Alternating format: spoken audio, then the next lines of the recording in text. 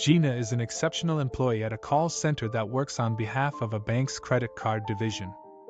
She has a strong and supportive relationship with her boss, which adds to her confidence at work. However, beneath her seemingly unshakable exterior, her mental health has been suffering. This has made it increasingly challenging for her to engage with her coworkers and the outside world. The challenges in Gina's life are not just related to her work.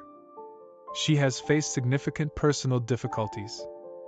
One of the most painful experiences was her father's nonchalant response when her mother passed away.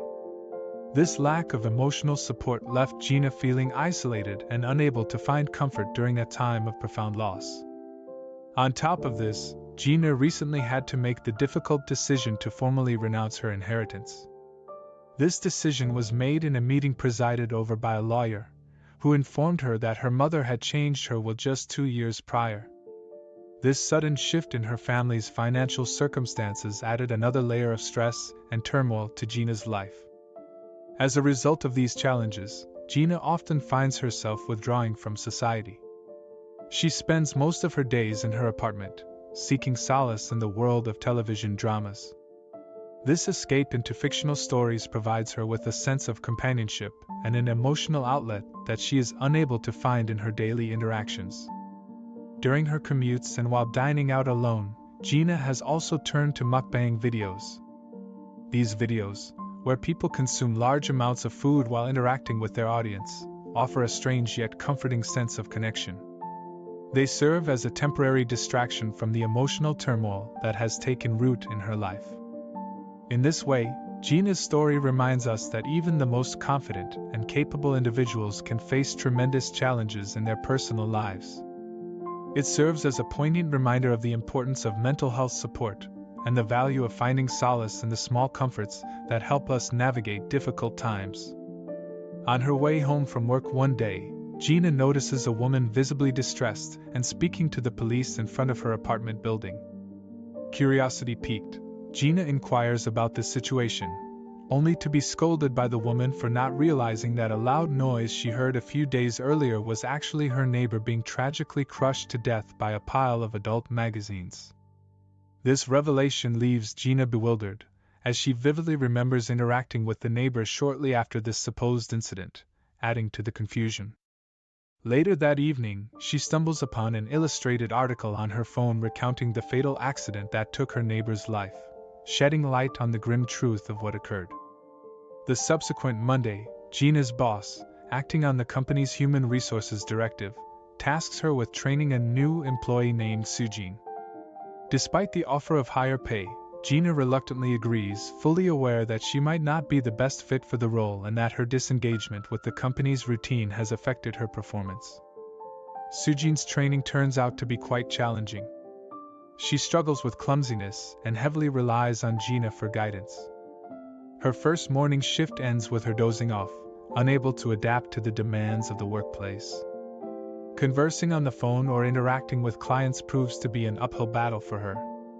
Growing increasingly frustrated, Gina starts to distance herself even more from Sujin after each shift. Consequently, Sujin stops showing up for work.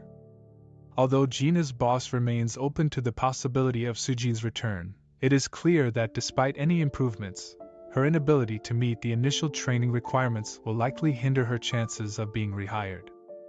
Ultimately, Gina takes matters into her own hands and disposes of Sujin's belongings, chair, and headset, signaling an abrupt end to this challenging chapter. Meanwhile, amidst the turmoil in her life, Gina keeps a watchful eye on her father through a wireless home camera that she's installed in her parents' house. Peering into this window of her father's world, she observes him welcoming members of his new church. The nature of this religious group, whether a mainstream Korean Protestant church, a Presbyterian congregation, or possibly even a more contentious cult vying for his testament money, remains a mystery. These visitors join him for meals, sharing moments in a home that's still reeling from the loss of Gina's mother. Gina witnesses her father standing alone in the very bathroom where her mother's life ended and even attempting dance steps in the living room, perhaps a poignant expression of his own way of coping with grief. In the midst of these observations, Gina crosses paths with Seonghun, a man with a broken leg making plans to relocate with his family to the apartment left vacant by her late neighbor's unfortunate demise. This unexpected turn of events led the owner of the flat, previously critical of Gina's perceived selfishness, to lower the rent's asking price, a twist in fate that alters the dynamics of their shared living space. Returning to work for the week, Gina finds herself more emotionally fragile than usual. Her stress levels mirror those of Sujin's, the new employee she was tasked with training.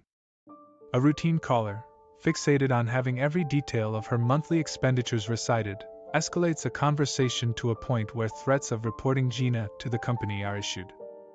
Overwhelmed, Gina reaches a breaking point, briefly losing herself in a moment of dissociation before making the decision to leave the workplace. These events paint a vivid picture of the ongoing struggles in Gina's life, where personal grief, family dynamics, and the mounting pressures at work converge, pushing her to the brink of emotional exhaustion and prompting drastic actions in response.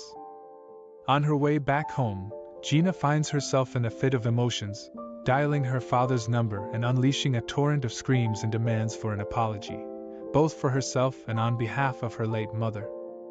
The intensity of her outburst leads to an abrupt end to the call as her father, overwhelmed or perhaps unable to engage, temporarily blocks Gina's number.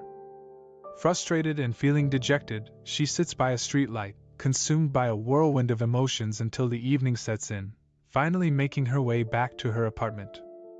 Back in her complex, the new neighbor is in the final stages of settling into the vacant apartment. Amidst the hustle of the move, a glitch in the TV signal disrupts Gina's solace. This hiccup in her routine proves to be a source of considerable annoyance. Suspecting a possible issue with the cabling caused during the move, she resolves to call upon Seong-hun, the new neighbor, to lend a hand in fixing the problem when he's available. The need for a functional TV to escape into the familiar world of dramas and find solace becomes a priority for her. The next day, Gina decides to take a step back from the chaos. She approaches her boss, requesting a leave of absence to gather herself.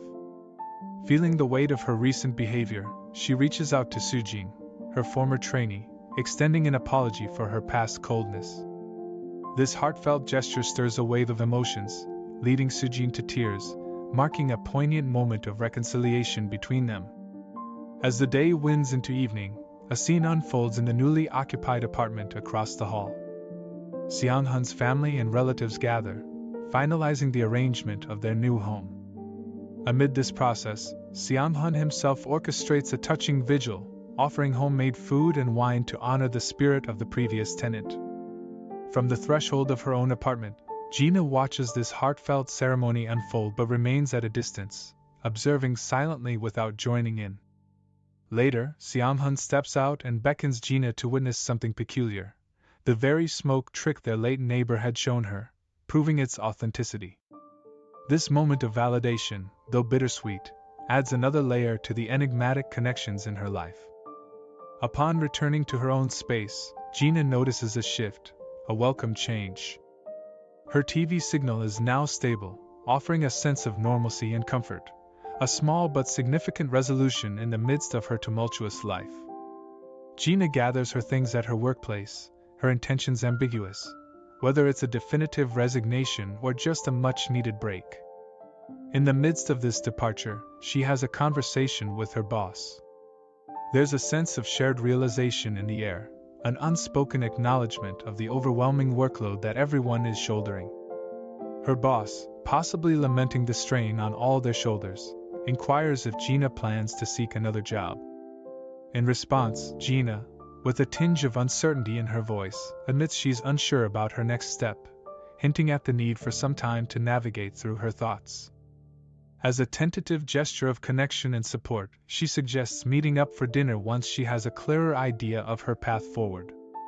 This exchange, laden with both uncertainty and a glimmer of potential connection, adds to the intricacies of Gina's unfolding journey. After boarding the bus, Gina's phone buzzes with an incoming call from her father. An odd tension lingers in the conversation as he feigns ignorance about having blocked her number earlier.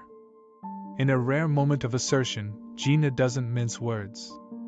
She calmly informs him about the surveillance camera she's installed in the living room, a subtle yet firm warning that she'll keep an eye on him, despite his attempt to evade the previous conversation. This unexpected shift in their dynamic hints at a newfound boundary she's setting, a quiet but firm declaration of her vigilance over her father's well-being.